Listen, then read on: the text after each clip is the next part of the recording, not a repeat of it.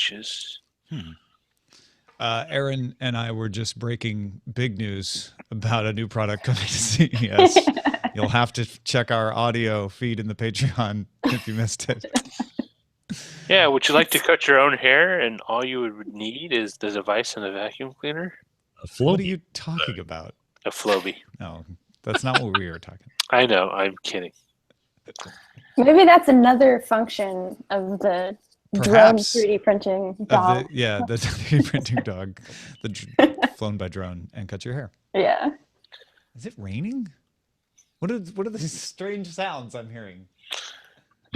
Yeah, does it rain out? Dust or dirt falling on your roof from next door. No, it doesn't rain out here. That's what's odd. Someone got a hose on my house? No, I actually think it's raining. You're in Dust Bowl 2017 coming up. Oh, man. Although it rained pretty good last weekend, so I guess we're getting a little bit more, which is good. Yeah, totally need it. Yeah. Roger moved down here, and suddenly it started raining regularly. Yeah, I brought the gloom. Someone else. You brought the much-needed precipitation. It's the tears. That was the answer to all of California's problems was Roger moving. Roger Chang, rain dancer. Well, I just moved from one end of the state to the other, so. Yeah. I mean, all the tilted the rain down this. All the water down here comes from up north anyway, so. There you go. We had like a tornado watch on Saturday night that was pretty wild. Like I was driving to a friend's Christmas party, and gosh, there were some touch and go moments there. I remember those days. Was that in Kentucky or in Tennessee? In Kentucky. Okay. Yeah. So. Woof. Yeah, it's a little late in the year for tornado warning. Yeah. Normally, I'm trying to think of when we get them. I guess sometime around spring. Or at least that's how it's been in Nashville. But with all the fluctuations in weather, like we had one day, I'm trying to think of what it was. I think it was like Saturday was in the 60s, and then Sunday dipped down to the 20s again. And so you get all kinds of crazy, tornadic activity. So. Wow. Tornadic? That's what the local weather people say. I like that. Do the local people say I'm fixing to when they say they're going to do something? It depends on how folksy they're trying to be. Right. You know, some people lay it on a little bit thicker out there, and they'll be like, tell you what, this weather's making me more nervous than a long-tailed cat in a room full of rocking chairs. Can't dance, too wet to plow. Might as well. All right, let's get going. You guys ready? Yes. Here we go. Daily Tech News Show is powered by its audience, not outside organizations. To find out more, head to dailytechnewsshow.com/support. This is the Daily Tech News for Wednesday, December 21st, 2016. I'm Tom Merritt. Thanks for joining us. Scott Johnson alongside on a Wednesday. Scott, are you faring well? Yeah, I got Christmas coming up. We got 5 inches of snow today. I don't know what else you could ask for, really. 5 inches of snow. Wow. Yeah. We don't have that. It started to like lightly rain just now before the show, and I freaked out. It's the difference between the places we live. I think your light rain transforms itself into thick, fluffy snow before it gets to me. So thanks. And then apparently ends up becoming tornadoes by the time it gets to our guest Erin Carson's area of the country. How you doing, Erin? I'm still alive. Haven't blown away yet. So. Good. I'm very glad to hear that. Erin wrote a really good article a couple weeks ago on CNET about her grandpa Ray and his technology use as he was in his 90s. And we're going to talk about that a little later on, as well as just the general idea of, hey, you know what? You don't have to stop using technology. And in fact, a lot of people as they age don't stop using technology. So Erin, thanks for being willing to come on and share more about that. Absolutely. Thanks for having me. Let's get into our top stories. Nintendo announced 40 million people have downloaded Super Mario Run in its first 4 days available. Nintendo did not release how many people have paid to unlock the game. You get the first 3 levels for free, and then you have to pay. Apple Senior Vice President of Marketing Phil Schiller said that Super Mario Run has broken a record for App Store downloads during those first days of availability. Nintendo updated the app also to allow players to use the Toad Rally racing feature against friends without needing the in-game tickets that you earn. A lot of people, or at least Forbes, was complaining that you also have limits on how many times you can race a friend in a day, and they were wondering why that would be, Scott. I have a theory about all of that. And so two things I wanted to mention. One is it also appears to have made a lot of money with those $10 purchases, given the fact that it leaped to number one in top grossing apps so quickly. I think that's a good indicator that a good percentage of those 40 million people shelled out the $10 to see their favorite plumber run to the right. That being said, I think that this game, probably in its earliest incarnation or earliest development period, started out as a more traditional mobile free-to-play experience. There have even been quotes released from Nintendo executives at the time that made the announcement that we're going to be doing things on mobile, and even suggested weird ideas like, what if you paid $1 and Mario could jump a little higher? And at the time, people were kind of horrified by those comments. A lot has changed since then. That market is kind of, I don't know, evened out, and I think Nintendo saw themselves as perhaps not the best choice as a maker to go free to play with this. I think they thought they might get a lot more backlash with that kind of thing, but I think the game was developed originally, or had at least started, with a lot of that in mind. And so there's a lot of grinding in the game, a lot of things that happen in the game that typically you would look at and go, oh, I can either wait for this or I can pay to boost it. And there's no paying to boost it, which on the one hand I really like, and on the other hand feels like maybe some of that stuff was baked in. So I think that's where a lot of the confusion / frustration / whatever is coming from. Overall, I think it's pretty fun. I have a good time with it. I mean, it's no flagship Mario game, but it's no crappy runner either. I think it's pretty good. Erin, where do you stand on this, our foremost national issue, Super Mario Run? Yeah, I'm one of the people who downloaded it. I think for so many people, it's got this sort of the nostalgia tentacles just in you, Yeah, totally. Yeah, it's been fun. I mean, I didn't play a whole lot of video games as a kid, but for this, at least for me, I was sort of like fairly able to quickly figure it out and jump in. And I don't know how long I'll keep playing it, but for now, it's fun. So. For about a week after it launched, it became my default game that I would go to when I had a little time to kill. One of the problems with it, and I don't think this is a diss on the game, is that it's less interruptible than other games. So I would I'd be at the vet waiting to pick up a prescription for my dog, and I'd be in a game and the prescription would come and I'd be like, oh, I guess I'm just losing this level, but it's easy to start over again. Sure. And people have been frustrated about the online all the time thing, and they say that was for piracy reasons, but I'm still just semi-convinced that this was originally going to be a microtransaction-laden project, as often as the case. Definitely feels like it, yeah. Somebody walked in the room and said, we're Nintendo, we can't do that, and something changed. And I think it may have hurt the game weirdly, even though this is something people didn't want. So I wonder if they can redesign it as they go to be less like that. And I also think if they just made it available for $10 with a free trial, which you can do in the App Store, I think that might work. It totally can. I mean, that messaging is also weird because you download it for free, and then there's this thing at the bottom that says buy now, and you hit that and it just says pay us $10 and you get a bunch of levels, and it's not very clear what that means, that this is sort of like almost like a demo or a trial. So there's a lot of messaging problems there with it, but they can build it out. I think it's got a lot of charm. There's possibilities here. Whether they're going to do much more development, who knows? But I still say the big hit for them, for Nintendo on mobile, is going to end up being their Animal Crossing mobile game, which is in the works. Nobody knows anything about it except I think the potential for a more mobile kind of experience and retaining your Nintendo kind of experience should be the ticket, I think. At least I hope so. Looking forward. Twitter CTO Adam Messenger and VP of product Josh McFarlane, they both announced a big announcement. They're leaving Twitter. They're leaving the company. This follows the departure of Twitter COO Adam Bain last month after the reshuffling. The heads of product design and engineering will report directly to CEO Jack Dorsey. VP of engineering Edward Ho will move to VP of product and also report directly to the Dorsey. So big changes, big rumblings, big stuff going on over there at Twitter. Yeah, this is unsettling when you see all of the other reports of Twitter growth stagnating and monetization stagnating and conflicts of direction, whether they should be acquired or not. So I can't tell if this is a ship with people leaving. I don't want to call anyone a rat, but the metaphor is out there if you understand. or whether it's Dorsey reshaking things up. Like, he sort of won the fight against selling the company, and maybe he is now winning a fight of bringing in different people to run the departments. I don't know.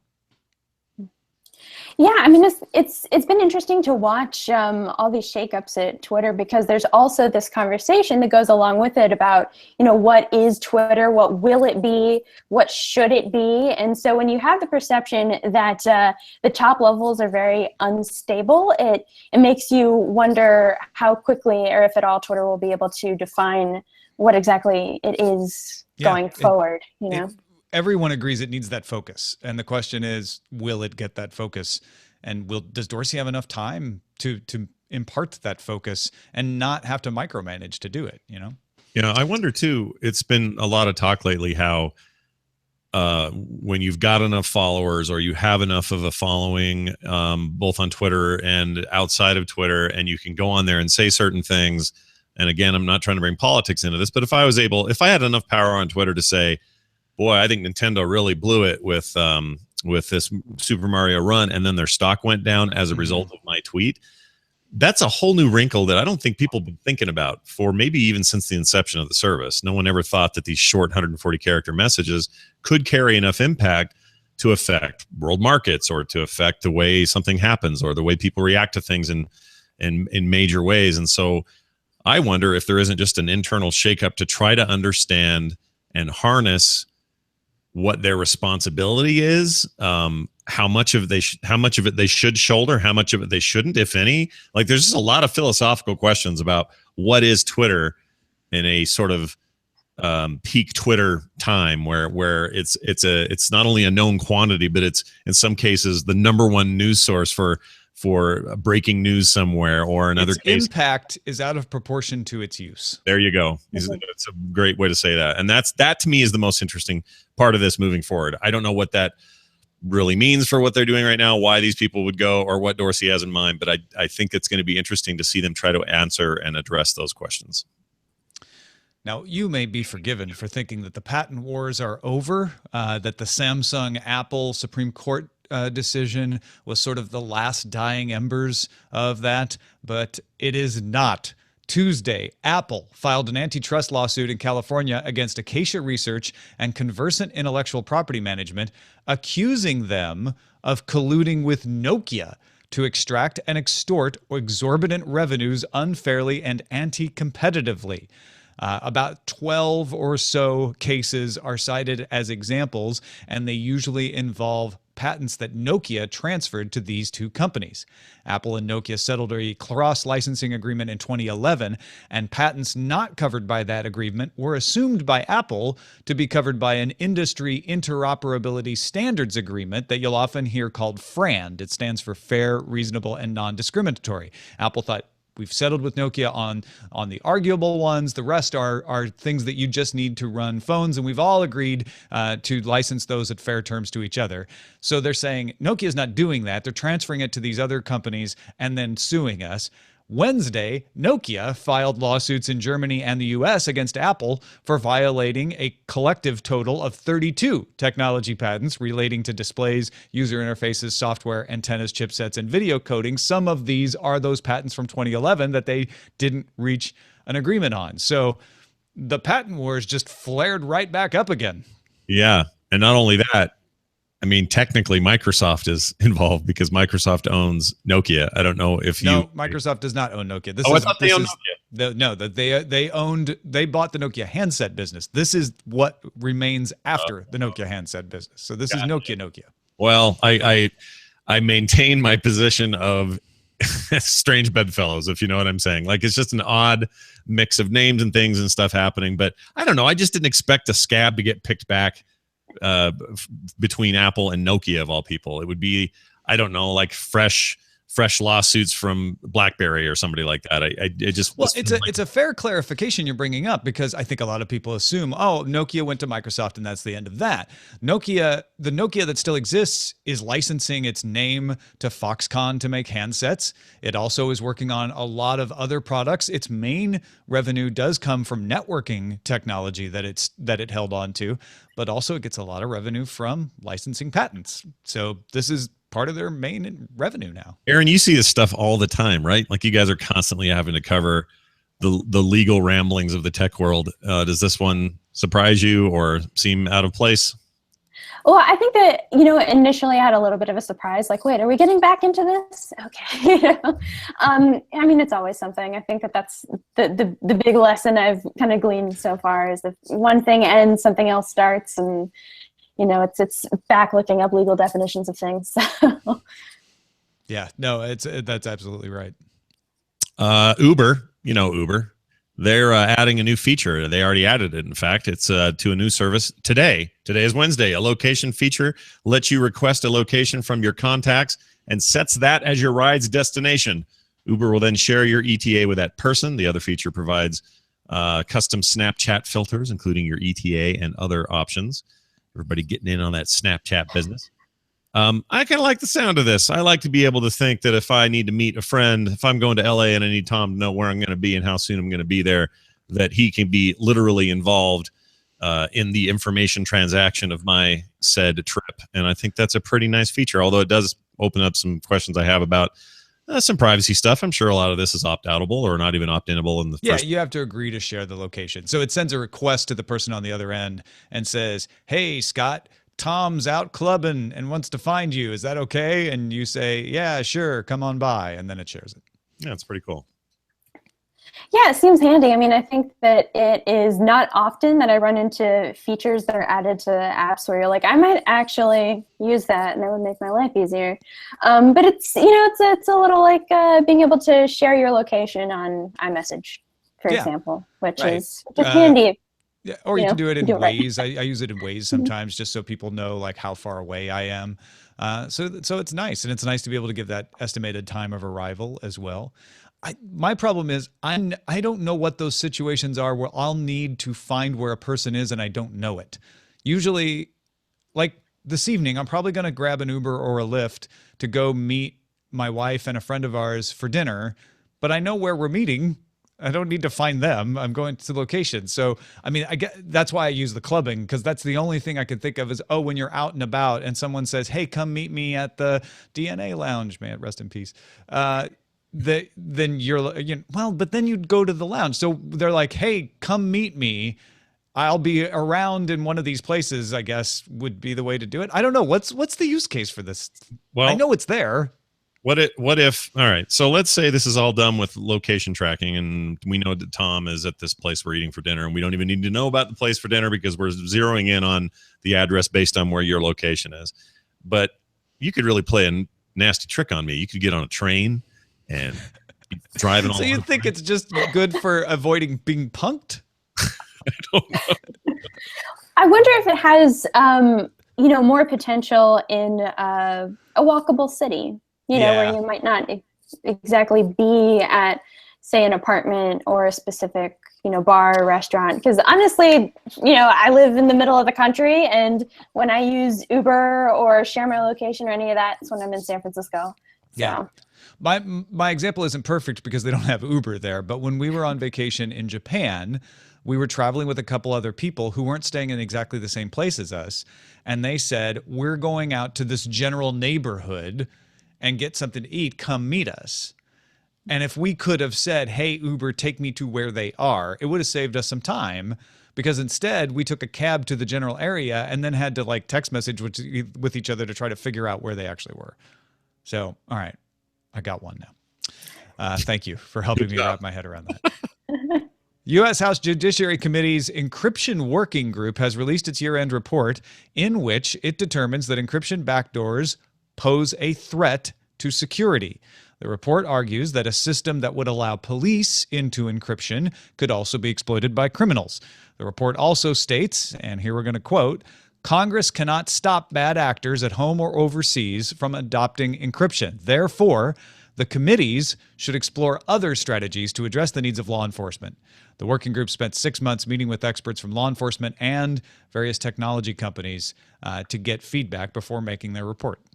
I would also argue that Congress cannot stop good actors from implementing encryption as a technology that they need. Like, that's one of the most frustrating things about the current conversation about encryption these days. It feels like it's seen as some nefarious, always bad thing. It's a bit like talking about BitTorrent as another example or something. Yeah, it would be like saying, "Oh, you lock your door, you must be a criminal." Like, Yeah, what are you trying to hide? Really funny. I don't know if that's just them trying to shape the conversation so that it's seen that way, or maybe. I mean, look, it's politics, whatever. But I'm frustrated by that because encryption matters to me and is important to me in lots of ways and reasons. What also matters to me is law and order and helping things get resolved. And so I understand the desire to have law enforcement be able to get what they need to get justice done. But I don't know that framing it this way is going to help anybody. I don't know. Well, I like the report saying, first of all, putting in a backdoor is not worth it. Essentially, is what this report says. Like, the criminals can get into, so we don't recommend that. And if you were to put in weakened encryption, the bad guys would just go use stronger encryption. They don't have to play in your playhouse. They can. It's math. People can figure out math, and so we need to find another solution to this. And that's where we should be going. We should not be trying to weaken encryption to make it easier for law enforcement. We should be working really hard on finding other ways to help law enforcement catch these guys. So if I'm a law enforcement person, I say to Erin, I say, all right, hey, make sure to lock your doors. There's some weird people out tonight. But then I say, oh, we think there's a weird person in Erin's house. We're going to go kick down the door we told her to make sure to lock. Is that Erin, do you think that's a fair comparison? Because that's what this feels like to me. I mean, in sort of a broad sense, what I was thinking about this, and this is probably not going to quite answer your question, but, it seemed, especially around the time that there was so much conversation going on with regard to Apple and the FBI, is that one of the points that a lot of folks are trying to make is that when you do something like weekend encryption or build in backdoors, there are ramifications to that are sort of far-reaching and maybe even difficult to explain, and not necessarily like the best headline for saying like, oh, we don't want to work with law enforcement and all that. So in one sense, I was kind of, I don't know, impressed that I guess that point got across. Yeah. You know? Good work, House Judiciary Committee Encryption Working Group, in my opinion. Let's see. Final story here. Dish's Sling TV seems to have accidentally posted details about an upcoming set-top box called Air TV Player. Talked about this a bit on TMS this morning. I think this is fascinating. The box has a TV tuner, so users can see the over-the-air channels alongside with streaming TV channels purchased through the Sling TV service. The box also comes with Netflix. A Google button on the remote control implies that the box also runs Android and probably does, what do you call it, streaming. I can't think of it now, Google Cast streaming. It's interesting because basically here we have a service. This would be this is not an exactly fair comparison, but it'd be a little bit like if Hulu or Netflix came out and said, hey, you're getting our service on your PlayStation or your Roku or whatever. Great. Good on you guys. Oh, and if you don't have one of those, but you also might want to tune into some local TV and need a tuner for that, we've got this box over here that'll do it. It helped me to sort of frame it that way because that does feel kind of what Sling is doing.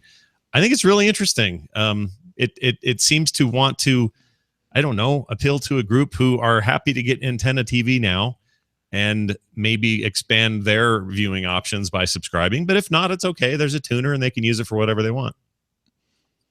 Yeah, if you're a Sling TV subscriber or would-be Sling TV subscriber, and your objection is, yeah, but I can't get my local channels in that app, this solves that. Like, here you go, get an antenna. They'll probably sell some bundles. And now you get your local. It reminds me of back when DirecTV didn't have the right to deliver local channels, and they would set you up with an antenna with your satellite dish. And Dish used to do the same thing. So they're calling back to their roots, saying, well, why can't we set people up with an antenna and give them Sling TV all in a box? The one thing they'll definitely want is Netflix. I would assume this will probably open up to other apps like Hulu, etc. It'd be interesting to see if that happens. If it's an Android box, there's no reason it couldn't. I want to know what the price is. And when we say this is accidentally posted, it just showed up on Sling TV. That's Not Funny had been reporting rumors about it for a long time. And the only link is to a support page, which doesn't seem like you would really want to launch the support page when the box isn't actually available yet. And there's no price or release date yet. So I'm guessing we'll probably hear more at CES. Yeah, you're going to probably see one of these, maybe both of you while you were there. Who knows? I'm curious, Erin, do you do any of these cord cutting services? I don't have cable, so I've got rabbit ears and I've got, a Roku. I can't remember which one. So yeah, I mean, I spend a lot of time switching input, so it would be nice if there was just like one interface that kind of neatly had everything there. But yeah, rabbit ears all the way. Yeah. Well, and Tableau and Simple TV have put out devices that basically let you roll your own version of this because they add Roku apps, right? So if I use Tableau, I hook it up to an antenna and then it streams my over-the-air reception to a Roku app and other apps on other devices as well. So this is just Sling saying, hey, we've got it all built in. You want to live in the Sling universe? We got a product for you. Thanks to all those who participate in our subreddit. You can submit stories and vote on them at dailytechnewsshow.reddit.com. All right, let's get to Erin's CNET article about Grandpa Ray, and very sad that he passed away back in March, but he was 97 years old. And you tell a great story in this article about how he never stopped trying technology. He used email, he used Skype. I like that you say he used Facebook for a short time. I'm curious why that short time may have ended. But he got himself on LinkedIn. He had a Google Plus page. It sounds like he was just always willing to try anything. Exactly. And I was always kind of in this state of being impressed by him because there was always something new that he was just going to give a go. And he really bucked that stereotype that says older people either can't handle new technology or have no interest in it. And I think that, he used technology in the way that I like to use technology, which is as a tool to make my life better. If I have a need, how can I use tech to sort of like meet that? And he was just a great example, of that all the way up to the end. We were emailing just a week before he died. So it never stopped. That is so cool. So one of the things I've always admired about my mom is kind of a similar thing. It felt like all of her friends would see technology starting even when I was in high school and start saying, oh, I don't know about those computers. I don't know anything about that. And they would just sort of have this standard statement about why they were avoiding it. And as time went on, you would see her friends and her associates that are around her age and in her generation say similar things. And it felt like the stereotype might have been true. I may be witnessing in real time how as people get older, they start to veer away from whatever the latest tech is, especially in our age where a lot of this stuff happened very quickly in the 90s and the early aughts, and you were either sort of on board and with it or you weren't. But she, through that whole thing, kept going, no, I'm good. And she'd know what kind of computer she wanted, and she knew what she wanted to do with them. And she got into digital photography in a way that really surprised me. And to this day is an avid Facebook user and uses her Android phone all the time and uses her iPad all the time. And she's not constantly calling me for, fixes and problems. She remotely prints wirelessly in the house. So there's all that kind of stuff happening that normally I should be just dreading because I just, oh no, when's that next phone call coming from mom about why something doesn't work? And she's able to kind of troubleshoot and deal with this stuff on her own. And I don't know why that stereotype persists. I feel like maybe it's on us as we age and on them as they age to make that decision, whether they want to keep adhering to it or if they're going to see it as, oh no, it's invading my life, or oh no, social networking is scary and I can't put myself out there, or whatever, or that they're all susceptible to phishing schemes and being scammed all the time. I don't really understand where it comes from. There obviously must be a source for all that stereotyping, but it was so fun to read this and say, oh, well, I guess my mom's doing all right then. She's kind of breaking the mold. And here's somebody who's a lot older than her, and at 97, I mean, that's a big deal. And my guess is it probably kept him from worrying about all the weird alien technologies that were out there. Like he could see it for what it was instead of just some sort of mysterious magic box in the corner of the room. He understood it was a tool and he knew what he wanted to use the tool for. For sure. Yeah. And the way, that technology has this way of snowballing. And I think that for some folks, you feel like if you miss this one level of it, then you can't jump to the next, maybe if you don't have a smartphone, you're thinking, how am I going to get a tablet that just, and just don't want anything to do with this, But he was so casual. I think that's one of the things that impressed me, is that he was so casual about just picking things up and moving from one thing to the next, that it never got out of hand. He never seemed overwhelmed. And kind of like your mom, I mean, it was funny. I really think that for the most part, he was troubleshooting things on his own. I mean, it was super rare, maybe 1 or 2 times that he ever asked me if I knew how something worked, or he would, ask some other relative or something like that. But he just stayed on top of it in this very kind of casual, low-key way, Yeah, I was thinking a lot about why we have the stereotype of the old person doesn't like technology, because there is something to it, right? We all know that person who's like, I'm too old for that sort of thing, right? I'm too old for trying out those Snapchat. I mean, even people my own age say that about Snapchat sometimes. And I think one of the things to keep in mind is I also know young people. I also knew people when I was in my 20s who felt the same way. I'm not trying your websites. That's dumb. Like that was in the 90s. I remember people my own age, when I was in my 20s saying that. So it's a matter of percentage, I think. When you're young, especially when you're in your teens, you're still learning everything.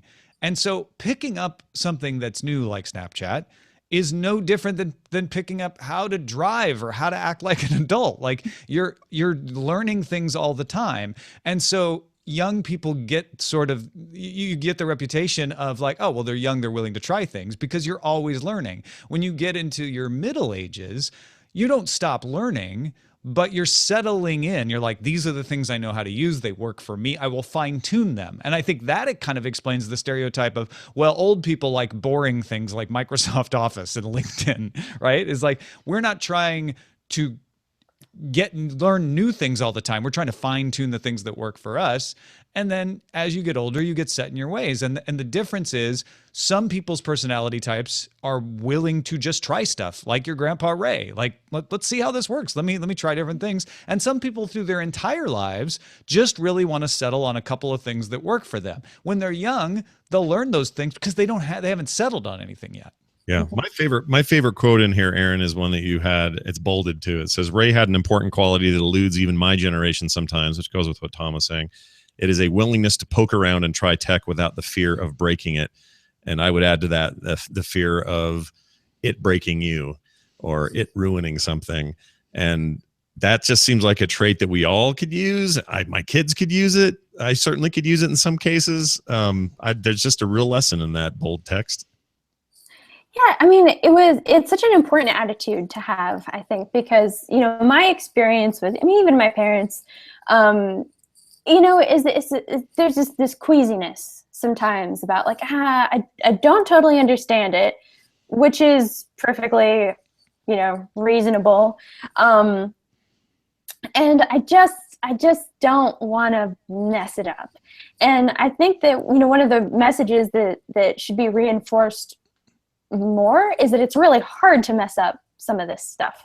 There's very little that, like, if I just hand you my iPhone, you'd really have to be pressing some stuff, and I don't even want to get it to just like, not work anymore. Yeah. So. But in the world of news, we constantly get the message of, oh, there's hackers that are going to get you, and there's exploding phones that are going to burn you. And I think we fall a little bit for the local news effect of, hey, those things do happen, but they don't happen in the large percentage that you think might happen. And so that shouldn't scare you off. For sure. And, at the opposite end of the spectrum, I remember a few years ago, some friends of my parents were over at the house, around Christmas, and they had a toddler. And I think I had like a Kindle Fire out, and she was playing with it. And you've just never seen, for someone who had never laid hands on a tablet, the way that she used it and just poked around and swiped and pinched, and it was so natural. Yeah. And you could tell that she just had no concern that, oh, maybe something's going to go wrong if I tap this and I, so push this device beyond the edge of use. She just embraced it because she didn't know an alternative. You know, she didn't know that she could push it away. So Yeah. good attitude. And I think children, and Scott, I know you can swear to this. Children don't come in with preconceptions of, oh, it should work this way. And I think that's one of the traps we fall in as we get older is I know how things should work. And if it doesn't work exactly the way, and I think this is a large part of the people's problem with Snapchat is, hey, this doesn't work exactly the way I expect. And I'm frustrated and I'm done with it. Yeah, no, for sure. Like I watch my kids do very similar things. Even my son who's 16 now will get a new app, or the school put in some program where he's got to follow some new app and do something with his phone remotely for his schoolwork or something. And you can see them go, oh, this isn't like the other one. This is a new website. This isn't what I'm used to. And you go, no. We don't want to get in this trap. Like, here is a chance. I mean, it is possible it's actually, objectively worse than what it was before. I'm not saying that. And there's certainly ways of sort of sussing through that, but to just see it on the surface and go, oh, this is all different, I don't want to touch it, is a bad thing to sort of get into. And so we try around here to get them to understand that, delving in is okay. For the most part, they're way ahead of that. And, touchscreens, a future without touchscreens seems insane to them.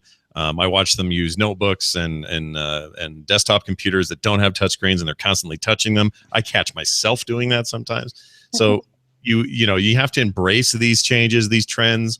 It's great to be a great typist, but keep in mind that one day you may be asked to do it with your mind, and you got to be okay with it, and you got to at least try it out and give it your best. And I don't know, I feel like it's a lesson for way more than technology. But for today, this is a great lesson for technology. Maybe there's other ways to implement it. Yeah. And, along those lines, one of the most incredible experiences that I had with Ray is that he was a musician, and then he was a music teacher, middle school music teacher, before he was retired. And in 2012, my grandma Hazel died, and shortly thereafter, he kind of figured out on his own how to record himself playing his keyboard and take that sort of monstrous file and send it to me via, I think it was like You Send It. Mm-hmm. And again, it was like one of those moments that he just knew what he wanted to do, and he figured out how tech could help him do that. And it completely cracked me up because I'm from Nashville. I went to college here. A lot of my friends are in bands and they're songwriters. And so when I was younger, I would get files the same way, these kind of rough bounces of like, hey, I just wrote this song. Like, what do you think about these lyrics or this or that? And again, I just love that idea that he wasn't thinking to himself that it was sort of an intimidating process. Like, how am I going to get this from me in Carlsbad, California to my granddaughter in Nashville, Tennessee? He just did it. He was just open, Yeah. Oh, that's so cool.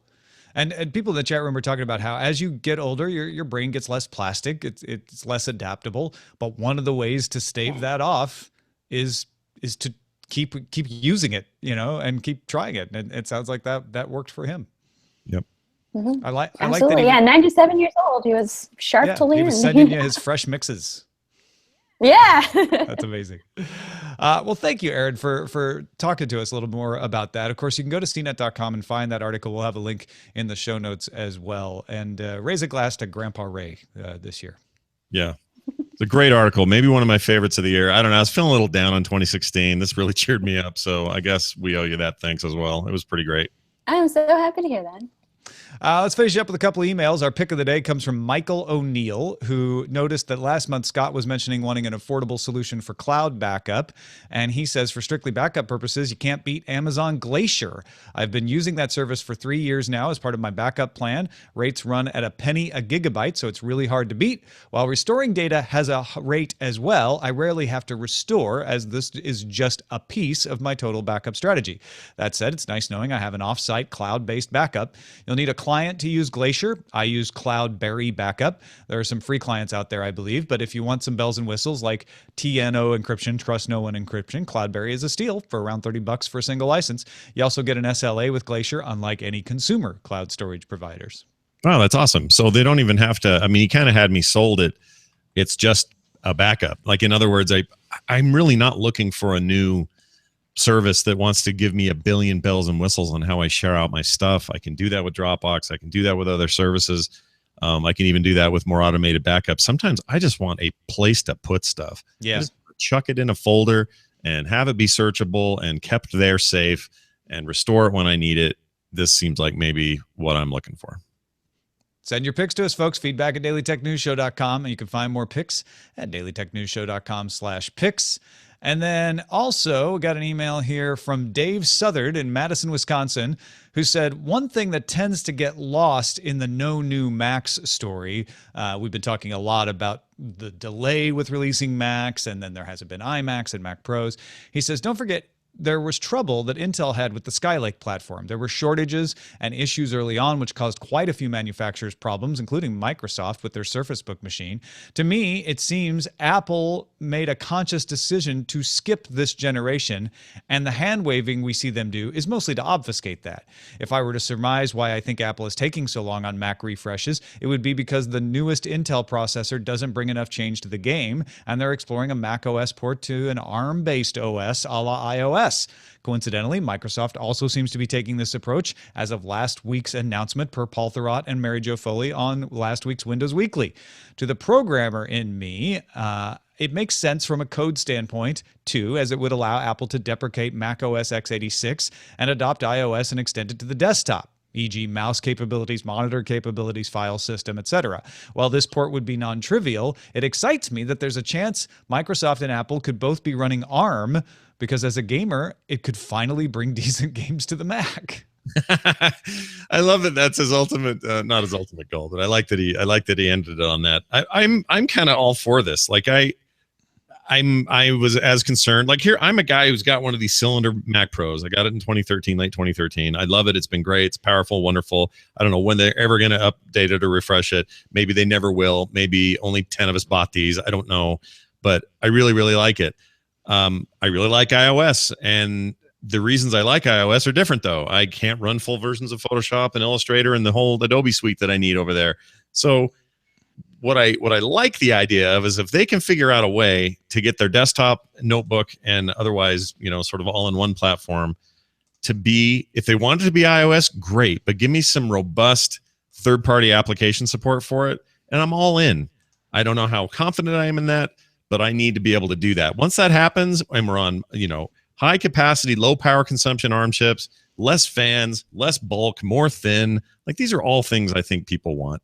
So I'm not that worked up about it. Also, I remember all my Microsoft friends were upset that there was no big refresh to the regular Surface Pro. And there were very few explanations as to why. That probably explains this as well. Like there were a lot of manufacturers affected by that whole Intel thing. So my overall take on this is everyone just relax. This isn't Apple. Apple needs their ecosystem, and their ecosystem includes Macs. They're not dropping them. The lack of refreshes and the space between them, I think, is just a little bit of padding, and they'll be back to it, and we'll be happy with what we get. I hope. That's an optimistic view. Okay. I don't think it explains all of the delay, but it certainly is another element of it, for sure. All right, well, that wraps it up for us. Thank you again, Erin Carson. When you're not writing heartwarming stories about Grandpa Ray, what are you covering over there at CNET? I cover startups, I cover diversity in tech, and I also cover this kind of weird, nebulous category of all tech that's cool, weird, or fun. Ah, so the emerging stuff. That's awesome. Basically, yeah. I like that. You're going to have a bonanza, that sort of thing at CES, I think. Absolutely. Well, check it out, cnet.com. Look for Erin's work there. And Scott Johnson, anything to tell folks about before we head out of here? Oh, not really. With Christmas here, it's like everything sort of slows down a little bit, so there's not a ton happening. But I got a lot of big stuff happening in 2017 to keep up on what everything is going on with me. Check me out on Twitter at Scott Johnson. And, of course, frogpants.com for everything. Oh, I will say this, way more streaming on Twitch. Twitch opened up their stuff and said, yo, everybody who wants to do normal stuff that isn't video games, come on back, because now we'll let you. So that's been huge for me, and already we're like doubling and in some cases tripling show attendance doing stuff live over there. So go subscribe / follow the channel so you can be notified when it goes live. I'm gaming, I'm creating art there, and podcasts, of course. That's over at twitch.tv/frogpants. Big thanks to everybody who supports this show, whether it's buying mugs and hoodies and t-shirts over at dailytechnewsshow.com/store, whether it's supporting us at patreon.com/DTNS, or however it is you support the show. Big thanks to Ken Poklitar, Brian Oldfield, and Logan Garrett, who all just today become brand new patrons. All of our existing patrons, give them a big welcome. If you want to know all the ways to support the show, head to dailytechnewsshow.com/support. Our email address is feedback@dailytechnewsshow.com. We're live Monday through Friday, 4:30 p.m. Eastern at alphageekradio.com and diamondclub.tv. Our website is dailytechnewsshow.com. 2 more live shows before we get into our holiday specials next week, so stick around for those. We'll be back tomorrow with Justin Robert Young. Talk to you then. This show is part of the Frog Pants Network. Get more at frogpants.com. Diamond Club hopes you have enjoyed this program. Good show. Thank you, guys. Yeah, I'm gonna turn on the light really quick. Hang on. Oh, yeah. The sun's going down there, huh? Oh yeah, it's true. You're ahead of us a few hours there, a couple hours in. Last That time, was a fun conversation. Yeah. last time she was on with us, it was we were talking big time VR. It was like right around the time VR was hitting the market. Yeah, yeah. Yeah. Gosh. Turns out Erin was right. VR was a big thing. Yeah. Got a little insider information there. Yeah. Show titles. Oh, yeah. What are we going to call this thing? This just in: encryption backdoors, weaken privacy. Also, water is wet, fire is hot. It's long but admirable. Thank you, TVZCon. Nokia tells Apple, suit yourself. Ah, nice. That's not bad. Followed up with teach an old mom new bits. You can teach an old dog new tech. You can. All right. I like it. Super Mario paywall. Super Mario Run for the money. Nokia doesn't want to be a friend. Congress shows backdoors the door, although that's technically not correct. Back in my day, Grandpa had tech and liked it. That's, everyone based that off that Dana Carvey skit on SNL. And we liked it because that's the way we did it. Our condoms were made out of, what did he say? Made out of like wool, and it's super scratchy. We liked it. Twitter CTO flies the coop. That was put in twice. The second one being, instead of coup, said coop. Jack runs this coop. Co-op, coop. Maybe it is a coup. Cool. Old tech never dies. Techterly, I think they're trying to say elderly, but they added tech elderly. Technically young in heart. I like that one. Yeah. Grandpa Ray makes Scott stay. I like the. It's pretty good rhyming. Technology goes on for ages. Everyone doing location motion. Sling dish. Sling dish. Just simple as that. Oh, the coup one was a typo. I see, but it could work anyway. You can teach an old dog new tech. And this just in: encryption backdoors, weaken privacy. Also, water's wet is tie for 7. Erin, do any of these catch your ear? I thought the suit yourself was funny, and also the technically young at heart. Technically young at heart. I like that one too. Yeah, that's probably my favorite. My dad gravitates to any new technology that allows him to make money. Motivation's all you need, It really is, though. I mean, it's like I'm still trying to explain to him how to get to his email, but he'll figure out a new credit card payment system within a week. It's like, all right. It just takes the proper motivation. Yeah, whatever tickles it, you're like, all right, sweet. He's basically, everybody keeps talking about, oh, email's dead. Only old people use email. He's just showing how young he is. I don't want to use email. Why would I want to use that? Yeah, email more and more is starting to feel weird to me. Oh, I love email. We're getting to something else soon. It keeps a record. The reason why I don't delete emails, so I have a record of everything. Oh, Yeah. crap. So if anyone were to ever come to me and say, "Oh, I never touched it," oh, wait a minute. Careful what you write to Roger. Yeah, no, I'm the same way. I save all my email, at least on my personal email account, because I've had situations where I think of somebody I interviewed 5 years ago, and I'm like, that person would be good, and I can find them. Yeah. Well, it's great because I did this with my work email. We were using Zimbra, which is all web based, but it has an IMAP functionality. So I just used Thunderbird, and I just save a copy of everything. So if at any one time, if anyone were to smack talk me or accuse me of something, it's like, oh, wait a minute, I kept a backlog of all 6 years worth of emails since I've been there. Ha ha ha. Yeah.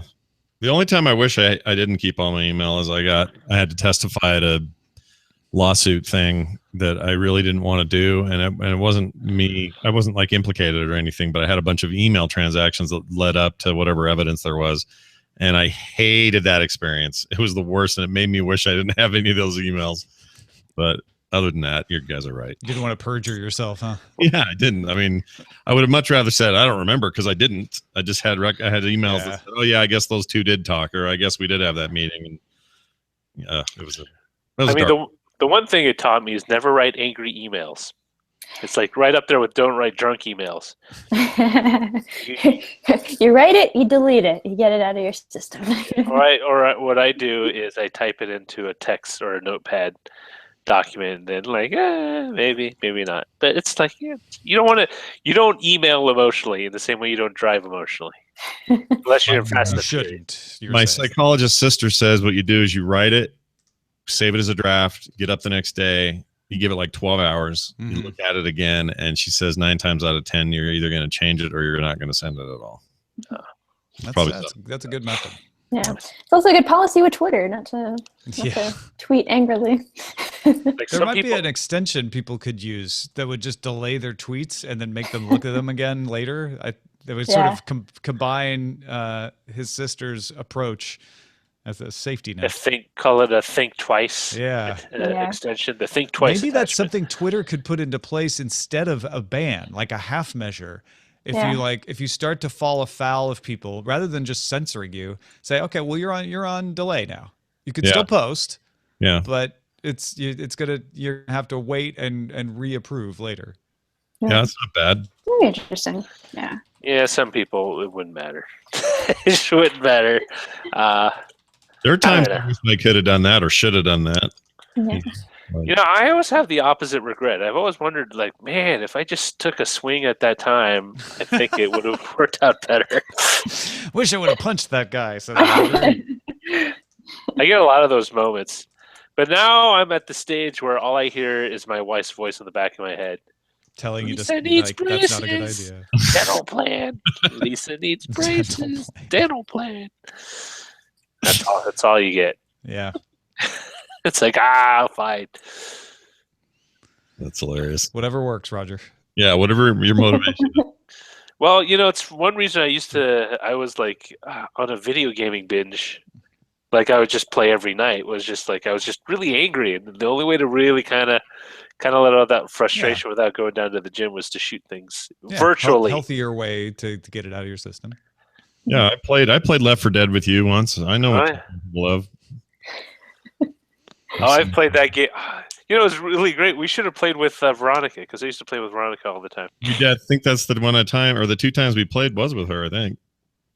Because, that's the thing. It's one of the few online first-person shooter games you can play that's actually cooperative and not in the tactical. I mean, it is a tactical sense, but like you need to ensure everyone else makes it because it actually improves everyone's chances. Yeah, I could use more of those. I agree with you. So I was thinking, Erin, you were on the VR beat before you went to CNET, and it sounds like you're basically on the next VR beat. Like, what is the next thing?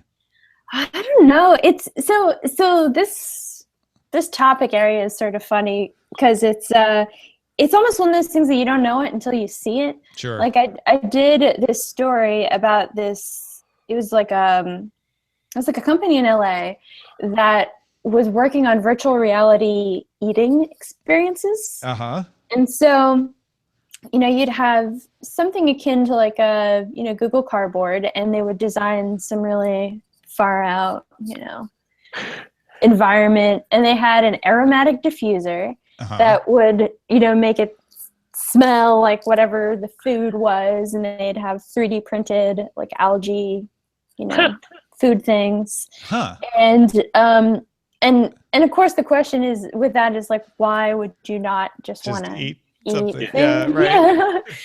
So it's that kind of stuff. And I remember I think for them it started out trying to replicate food, and then they decided they wanted to try and make food that no one's experienced. So it's a lot of those almost kind of like one-off things where you're like, this is just odd, or a robot that plays beer pong, or that kind of things we all need. I could see a few ways you could go with the food thing. As soon as you said like eating food that doesn't exist, everybody wants to try like the food from TV shows or science fiction novels. Yeah. And that could be a way like, oh, here's Klingon gach. You can actually eat it. Sure. And we've created a virtual experience for that. Because otherwise, I don't want to eat a virtual bowl of ramen. I want to eat an actual bowl of ramen. Yeah, I think that they were talking about, and this was just sort of spitballing, but if there was a way to, for example, make meals more enjoyable for, folks in the military, or like you're eating an MRE, but you could make it feel like you're in a restaurant with a or even like if we That's the holy grail. end up going to Mars or something, like could you kind of create better tasting eating food. Experiences because a lot of your enjoyment of food is not just smell but also the environment that you're in. So even if you had beef Wellington but you're stuck in in a public bathroom, it wouldn't be as enjoyable as if you were in a 5-star hotel lobby. So wise words. But what's funny though too is like they were telling me a little bit about some of the things that they were trying to create that didn't exist at all. And so, for example, they're telling me about a flavor that's a mix of maybe passion fruit and this thing and that thing, and you consume it in this, backdrop that's outer space, steampunk, Lisa Frank explosion, these kinds of things. All right. Cool, man. So it was it was interesting. I feel like that's just the hallmark of any new thing like this, and VR is no different, but it's like, I don't know, I feel like Microsoft Bob was the operating system version of this. It's like, what if it was a little dude and he did all this stuff for you, and there's just this insatiable human desire to immediately try these things, which I think is probably good, but most of it just ends up being so dumb in the end. I think that like some of this stuff could work as like an art exhibit, or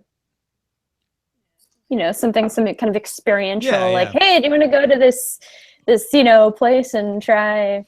Not everything has to be a widespread consumer device, right? They give you a custom 3D printed antacid or Pepto-Bismol.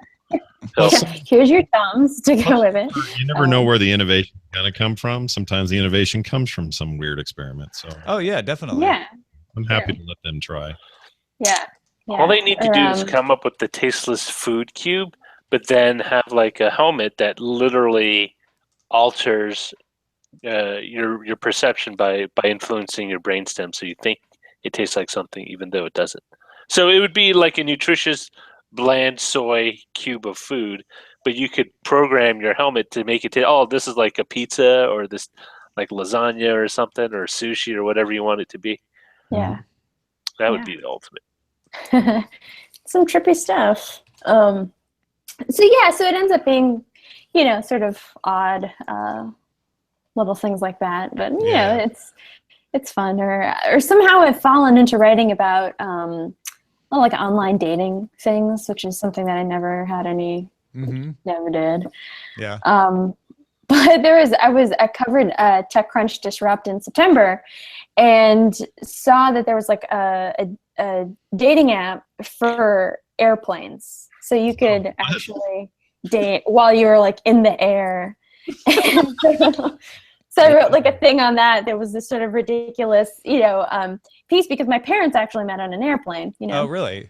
years ago. And so I was like, well, you can, they have this kind of lovely little story about how they, my dad cut in front of my mom and blah, blah, blah. And there was a taxi strike. And so he ended up giving my mom and my grandmother like a ride and blah, blah, blah. Or you could just kind of dispense with the class and the like romance of it all and just like log in on your phone and see who's on your plane. Who's on the plane? Yeah. Well, yeah, you need an app to manage the matchmaking, but also the seat swapping, Like, Exactly. what if they're in a different fare class than you? That's never going to work. That's like super complicated, and I think I put that in the story that I was like, there's parts of this. How do you negotiate? Do you chat with someone up to the point where you're like, so I'm in 6E. I've got an extra drink coupon. Do you want to come over? Like, how does this work? Yeah. Excuse me, do you mind switching? I'm about to date someone on this flight. Exactly. Exactly. This could be the one. Move over, lady. So, yeah, there's always something kind of interesting and strange out there to mess around with. Another reason not to sit in the center seat. You won't be able to swap if someone tries to date you on the plane. No one will want it. I would just love it if at some point, because I travel quite a bit, like someone did come up to me and was like, would you switch seats with me? Because the person next to you, I want to get to know a little bit more. You could be the person who made the connection happen. There you go. Or I could just sit there and be like, no. Keep looking. Yeah. This guy, you sure about this guy? Not for you. Trust me. This guy won't put his seat and table in their upright position. Yeah. This dude's a man spreader. You don't want that. He wasn't paying attention during the safety demonstration. I don't think he's reliable. It's interesting because if you take into account like things that happen on flights as your qualifications, there's a lot of different stuff happening on planes that don't happen in your everyday life. Yeah. True. This guy got motion sick and barfed in a bag. Well, did you hear about Richard Marx?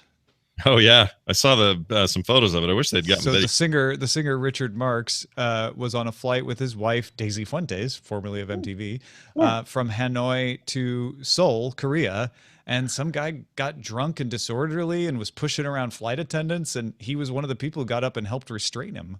Oh my God. Yeah. The guy was like punching and swinging like not a knife, but like objects at people. And now Richard Marx already happily married, of course, but that could be a way to meet someone. I restraining this man who was drunk and disorderly. They should not serve alcohol on flights. I think you'll get an argument on that one. Yeah, you probably will. That's fine. That's fine. Even from flight attendants who are like, yeah, there are people who get drunk and disorderly, but it's more often that they just fall asleep and stop bothering people. That's a good point. Yeah. I didn't know Daisy married Richard Marx, so that was the big takeaway. I did not know that. Yeah, I thought she married someone else before, well, unless she divorced him. According to my wife, I don't know where she got her information, but they've been married a year, I think. Okay, well let me look. Yeah. He's the Hold On to the Nights guy, right? That's the song.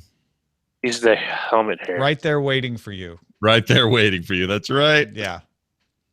That's his monster hit. Let's see. Oh my gosh. High school. Personal life. She was married to Timothy Adams. Hmm. Oh, from 91 to 95, and then Luis Miguel. They dated though. They didn't get married.